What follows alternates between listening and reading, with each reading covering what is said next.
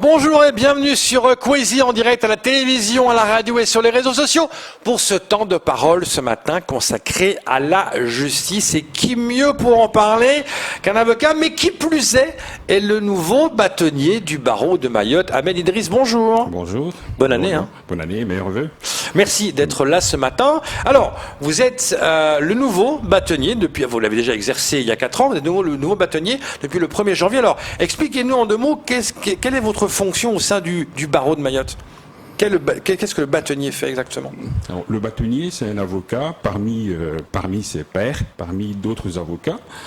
Mais la loi prévoit qu'il faut un interlocuteur des pouvoirs publics. Il faut aussi un interlocuteur des chefs de juridiction. Et il faut aussi un arbitre lorsqu'il y a un conflit entre des avocats eux-mêmes ou des avocats et leurs clients. Et donc il faut désigner un bâtonnier, et le bâtonnier lui-même doit présider un conseil de l'ordre qui a tous les pouvoirs en réalité. C'est le conseil de l'ordre qui a les pouvoirs les plus étendus en ce qui concerne l'administration d'un barreau. Le bâtonnier a ce rôle d'arbitre et de juge aussi, de première instance, lorsqu'il doit trancher un litige entre un client et un avocat. C'est la première instance. Et puis, effectivement, comme je venais de le dire, de représenter le barreau, de représenter l'ordre des avocats devant les pouvoirs publics et devant l'opinion publique. Alors, on va parler de l'aide juridictionnelle. Il y a eu un nouvel article qui a modifié un peu ces aides-là. Alors, pour un petit récapitulatif, en août 2020, Dominique Perben, garde des Sceaux, sous Raffarin, a remis au garde des Sceaux le rapport relatif à l'avenir de la profession d'avocat. Il y avait 13 propositions pour aider la profession. Suite à ces propositions, un nouveau décret est sorti fin décembre pour réformer cette aide juridictionnelle. On va en parler. Qu'est-ce qui va changer en 2021 ?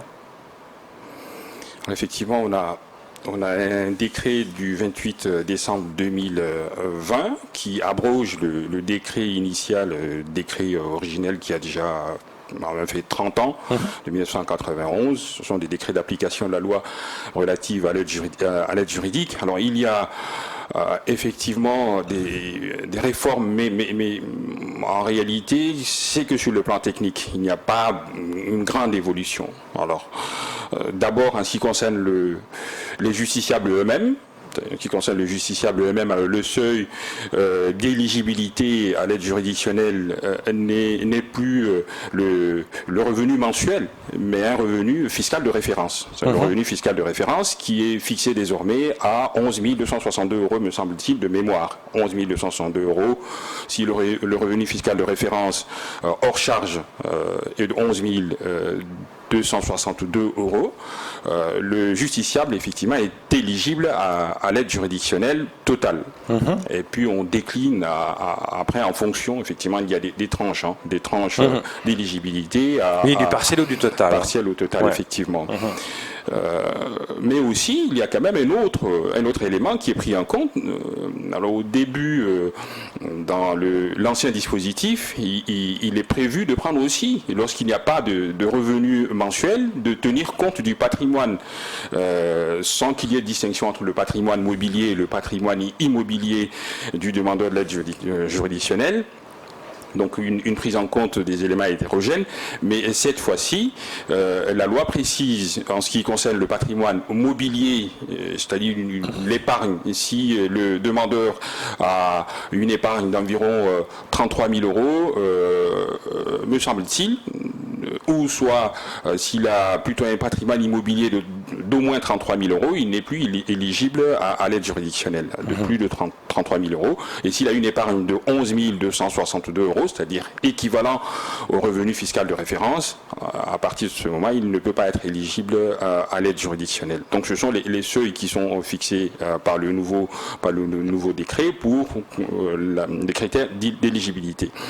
En ce qui concerne les avocats, il n'y a pas eu une grande augmentation. Effectivement, dans le rapport auquel vous faites référence... Vous m'avez dit 40 euros. Et c'était 40 euros que vous avez aimé, qui était et c'est passé à 34. C'est 34 euros, de 32 à 34. Donc il y a effectivement une augmentation de 2 euros sur une audience de cour d'assises, par exemple, où l'avocat pourrait bénéficier de 1 600 euros.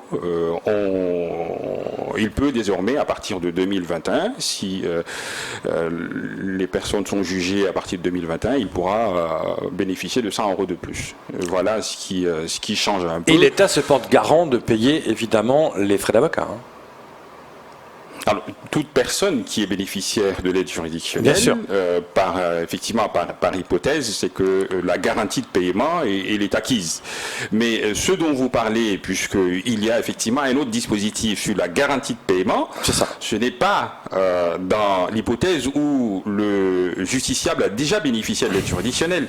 C'est l'hypothèse qui est contestée d'ailleurs lorsque l'avocat est de permanence et qu'il doit assister un prévenu en comparution immédiate. Ce prévenu peut être une personne qui a déjà des moyens, qui est riche, qui n'est pas éligible à l'aide juridictionnelle. Et l'avocat est tenu de le représenter puisque le prévenu est tenu d'être assisté d'un avocat. Et ce cas de figure, nous l'avons, et aujourd'hui, qu'on a quand même beaucoup d'avocats qui assistent des personnes en comparution immédiate et qui ne sont jamais payés. D'une part, parce que le tribunal rarement rédige des jugements lorsque les personnes comparaissent immédiatement. Et puis d'autre part, lorsque le jugement est rédigé et que l'attestation de fin de mission est adressée à l'avocat, il peut ne pas être payé parce que la personne a des moyens. Et c'est difficile de retrouver ces personnes, quelquefois, effectivement, c'est pas tout le temps.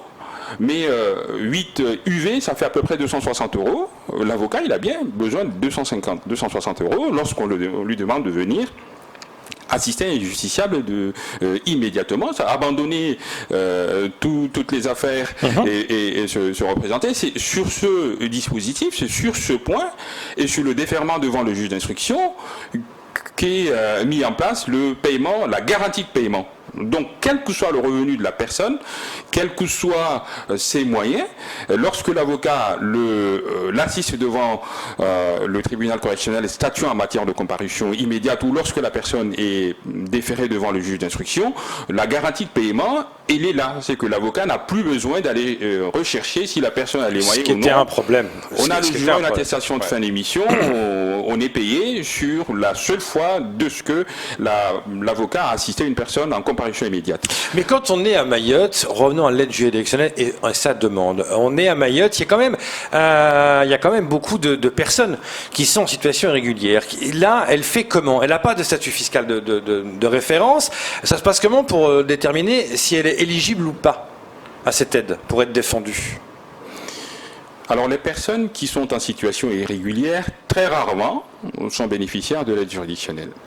Parce que même si elle présente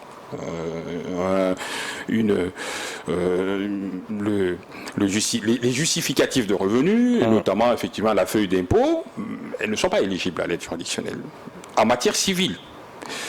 Alors, on fait très rarement, lorsqu'il s'agit de demander le titre de séjour ou lorsqu'il s'agit de demander la nationalité française, c'est le bureau d'aide juridictionnelle, avec son président, qui pourrait évaluer si ces personnes, leur demande est digne d'intérêt. Il y a une notion de ce qu'on appelle la dignité d'intérêt. Et digne d'intérêt d'être défendu devant une juridiction. Et donc, à ce moment, la personne peut bénéficier de l'aide juridictionnelle sans qu'on tienne compte de sa situation administrative sur le territoire et de sa situation fiscale ou de sa situation financière. Donc, et si elle ne l'a pas, est-ce que comment ça se passe? Parce que chacun a droit à un avocat. Oui. Et là, comment ça se passe concrètement pour cette personne-là? C'est la pas l'aide juridictionnelle.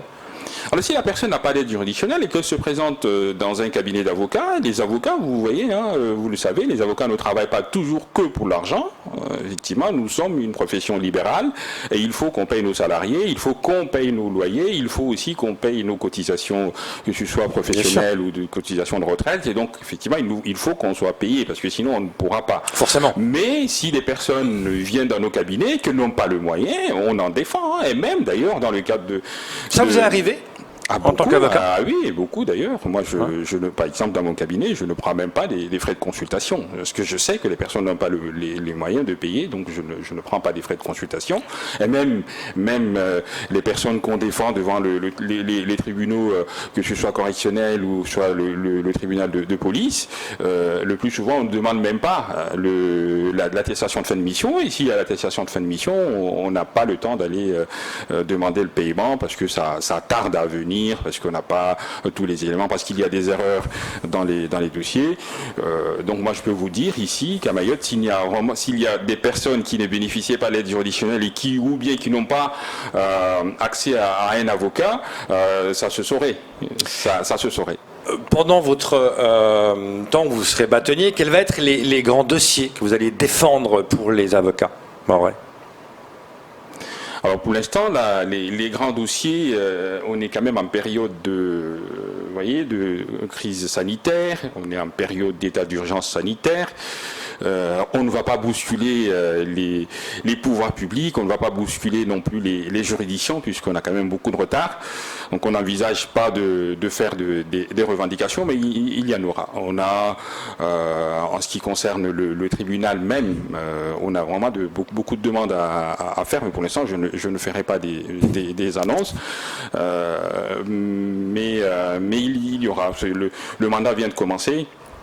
On verra bien avec le Conseil de l'Ordre ce qu'il faut demander. Puis vous connaissez les rouages, hein, vous avez été bâtonnier, donc vous savez comment ça se passe. Par contre, qu'est-ce que vous répondez à ceux qui disent que la justice n'est pas assez ferme? On entend très souvent ça à cause de la délinquance, même les policiers le disent, les juges ne sont pas assez fermes, il n'y a pas assez de fermeté de la justice par rapport à la délinquance. Vous en pensez quoi?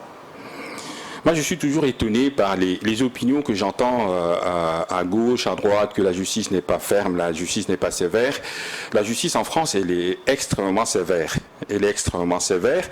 Et je trouve même que quelquefois, elle rend des décisions pour satisfaire une opinion publique survoltée, ce qui n'est pas digne d'une justice. Les gens font des appréciations parce qu'ils ont entendu qu'une personne est accusée d'avoir commis une infraction, qu'il y a des victimes qui sont gravement atteintes et que cette personne doit être sanctionnée sévèrement. J'ai entendu, hier encore, j'ai suivi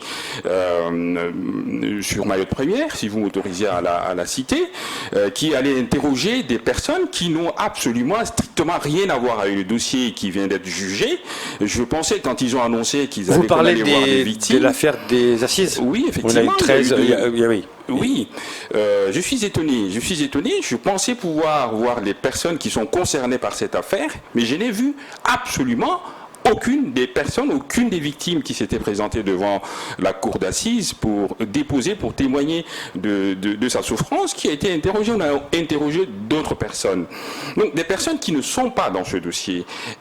Elles parlent de leur affaire. D'ailleurs, une des personnes disait que moi, voilà, mon affaire n'a pas été jugée, je n'ai jamais été convoqué. Je me suis rendu à la gendarmerie, on m'a dit, écoutez, nous, on ne reçoit que quand on vous convoque. Ces personnes n'ont absolument rien à voir avec cette affaire. Si la cour d'assises, si les jurés, alors là, je vous dis, devant une cour d'assises, des jurés ont estimé que les personnes qui sont poursuivies devant la cour d'assises ne sont pas les monstres que vous voulez présenter. Il y en a 4 qui ont été relaxés, oui. Apparemment, il y en a 4 qui n'ont pas été condamnés, ouais. Il y en a 3 qui ont été acquittés. Ouais, c'est ça. Donc effectivement, les réquisitions étaient sévères pour une affaire dans laquelle il n'y a pas il faut dire qu'il n'y a pas d'atteinte à la personne. Il y a des atteintes aux biens, il n'y a pas d'atteinte à la personne. C'est une affaire de nature correctionnelle et c'est ce qu'on a dit. Nous, on a fait valoir le caractère délictuel de l'affaire et la Cour nous a entendus. Requérir 20 ans d'emprisonnement pour des personnes qui sont allées cambriolées, effectivement, avec quelquefois un peu de brutalité lorsqu'elles attrapent des personnes, lorsqu'elles séquestrent de gardiens. On est conscient, effectivement, de la gravité de l'acte. Mais venir dire qu'il n'y a pas de justice alors que les personnes sont condamnées à 10 ans d'emprisonnement pour avoir volé le téléphone. D'autres sont libérés, d'autres ne sont pas assez fermement condamnés. Et on voit des gens qui font eux-mêmes, quand on entend que, par exemple, un coup de poignard donné à quelqu'un d'autre, les villages sont sortis, ils ont brûlé le manga de la personne, ça veut dire que la population commence à se faire justice elle-même parce qu'elle dit la justice ne fait pas leur boulot. Il y a quand même quelque chose qui se passe là, non? J'invite, ce qui est là, c'est que vous savez, ça fait une dizaine d'années que je suis ici, ça fait une dizaine d'années que je plaide devant la cour d'assises de Mayotte. Je vois très rarement des familles, je vois très rarement le public. Ce sont des cours, je ne vois même pas de journalistes d'ailleurs, quand il s'agit de cours d'assises. Et pourtant, c'est là, quand on vient assister aux audiences de cours d'assises, c'est là qu'on pourrait apprendre exactement ce qu'il s'est passé. Mais pas quand on a des bribes, quand on a seulement la qualification de l'infraction. Il faut venir à la cour d'assises. Et là, dans cette cour d'assises, on a quand même condamné des personnes à 10 années d'emprisonnement. 10 années d'emprisonnement, 2 ou 3 ont été condamnés à 10 années d'emprisonnement. Ceux que la cour d'assises a finalement estimé qu'elle n'était pas impliquée dans cette affaire, malgré les mises en accusation, malgré la persistance des accusations, il n'y a pas suffisamment d'éléments pour les déclarer coupables et les condamner. La cour d'assises a estimé en toute souveraineté que ces personnes ne sont pas dans ce dossier et donc elle a décidé de les acquitter. Je ne vois pas en quoi ce serait mal décidé que d'acquitter de personnes. C'est plutôt honorable pour une cour d'assises de considérer que les personnes présumées innocentes. Mais enfin, je parlais en général. Cela étant, pour cette affaire des assises, c'était en huis clos. Les journalistes n'ont pas pu assister. Ah non, c'est pas à huis clos, c'était pas à huis clos. Ah non, mais ça c'était à huis clos. C'était pas à huis clos, les journalistes sont venus au départ et on leur a dit c'est à huis clos parce que les prévenus étaient mineurs au moment des faits. Il y avait 2 prévenus, il y avait 2 accusés qui étaient mineurs, l'un ne s'est pas présenté et l'autre s'est présenté, le fameux Magnélé qui était mineur à l'époque des... Et donc on a dit c'est en huis clos, donc pas de journaliste. Mais c'était pas, non, on a levé le huis clos tout de suite avant le début de l'audience. On a levé le huis clos. La Cour a décidé, à la demande du ministère public... Mais les journalistes se sont fait virer. Moi, j'ai un journaliste qui était de nous, il s'est fait virer. On lui a dit c'est à huis clos. Enfin bref, c'est un autre souci. Cela étant, il y a beaucoup de choses encore à voir, mais ce sera pour d'autres sujets de débat, notamment ce fait que les gens commencent à se faire justice eux-mêmes. On l'entend à gauche et à droite. Merci beaucoup d'être venu ce matin pour parler de ça. C'est tout pour ce temps de parole.